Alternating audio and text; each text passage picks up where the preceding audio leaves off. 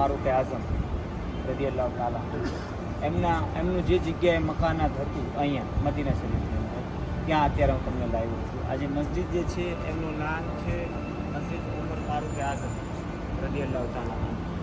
આ જે જગ્યા જે છે એ એવી ને એવી પરિસ્થિતિની અંદર અત્યારે હમણાં એટલે કે 6 મહિનાની અંદર જે છે આ રોડનું કામકાજ ને બધું કરવામાં આવ્યું. અહીંથી રોડ બહાર કાઢવામાં આવ્યો.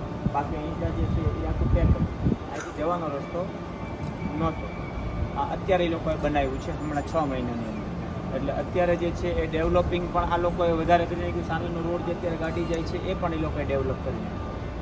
બાકી અત્યારે તમે સામે ઊભા રહીને અહીંયા જે છે આ મિનારો પણ નહોતો બતાતો. આ બધી બિલ્ડિંગ વાડી હતી. પહેલાં જે છે એ આ એકેય બિલ્ડિંગ નહોતી. એટલે તમે મસ્જિદે નબીમાંથી ઊભા રહ્યો ને તો પણ તમને આ મસ્જિદ જે છે એ બતાવી જતી. જો તમારે મસ્જિદે ઉમર ફારૂક આઝમની મસ્જિદે આવવું હોય તો પણ તમે 310 નંબરના ગેટેથી મસ્જિદે ગમામાની પાછળ તમે હાલી આવો એટલે તમારે આ મસ્જિદ જે છે એ તમારે આવી જશે.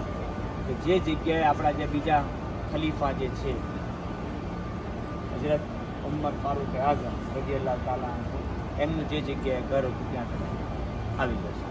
બરાબર. એમનો એક વાક્યો જે છે એ અત્યારે મેં આ કીધેલો છે લગભગ બસમાં, હજી પણ તમને કહ્યું કે એમણે આપણે જરૂર છે ઇસ્લામની, અને ઇસ્લામને એક જ વ્યક્તિની જરૂર પડી હતી એવા ઉમર ફારૂક આઝમ છે. અને કયામત સુધી ઇસ્લામને કોઈની જરૂર પડશે નહીં.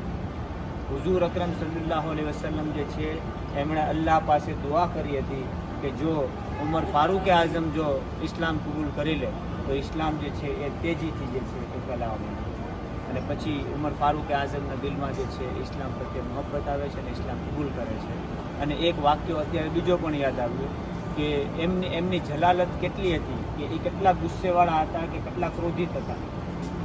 શેતાને એનેથી પીવે છે પણ કેટલા ક્રોધિત હતા. તો એનો એક વાક્યો છે કે સફા પહાડ આપણે જે જોયો ને, જે બધા આવ્યા હતા ને મારી સાથે સફા પહાડનો જે ખૂણો જે છે સાઈડનો, ત્યાં જે છે એ હુઝુર અકરમ સલ્લલ્લાહુ અલૈહિ વસલ્લમ, ઉમર ફારૂક આઝમ, અબૂ બકર સિદ્દીક રદિયલ્લાહુ તાલા થોડાક સહાબા ઇકરામ જે છે એ બેઠીને દીન ફેલાવતા હતા. ત્યારે ઉમર ફારૂક આઝમ હુઝુરને એવું કહે છે કે હુઝુર આપણે હક ઉપર છીએ. ત્યારે હુઝુર એમ કહે છે કે હા આપણે હક ઉપર છીએ. ત્યારે ઉમર ફારૂક આઝમ જે છે એમની તલવાર લઈને બહાર આવે છે કે છે કોઈ કે એમના દીકરાઓને યતીમ કરવા માંગે છે અને એમની વાઈફને બેવા કરવા માંગે છે. હવે ઉમર ફારૂક આઝમ ખુલ્લેઆમ ઇસ્લામ જે છે ફેલાવે છે. અને પછી જે છે એ ઇસ્લામ જે છે એ તેજીથી ફેલાનો. આ વાત હકીકત સાચી છે ને મોલાના? એ વાક્યો ક્યાં બન્યો તો એ મેં તમને અત્યારે કીધું કે જે આપણે સફા પહાડ જે છે એની પાછળનો જે ભાગ છે ત્યાં. બરાબર. અને આ જે છે એક અબૂ બકર સિદ્દીકના નામની પણ આપણે મસ્જિદ જોઈએ કે આ વાક્ય નથી કહી શકતો.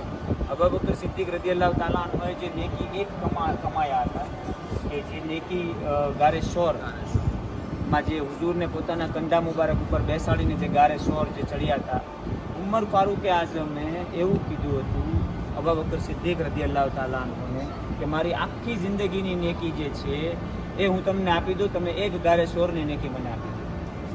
હવે આપણે અબૂ બકર સિદ્દીક રદિયલ્લાહુ તાલા અન્હુ જે છે એમને મકાન પાસેથી પણ આપણે આવ્યા અને આ જે વાક્યો જે છે મેં તમને અત્યારે પૂરો કર્યો. હવે આપણા જે છે એ ત્રીજા જે ખલીફા જે છે ઉસ્માને ગની રદિયલ્લાહુ તાલા અન્હુ જે છે એમની મસ્જિદ આપણે ઇન્શાઅલ્લાહ જાશું.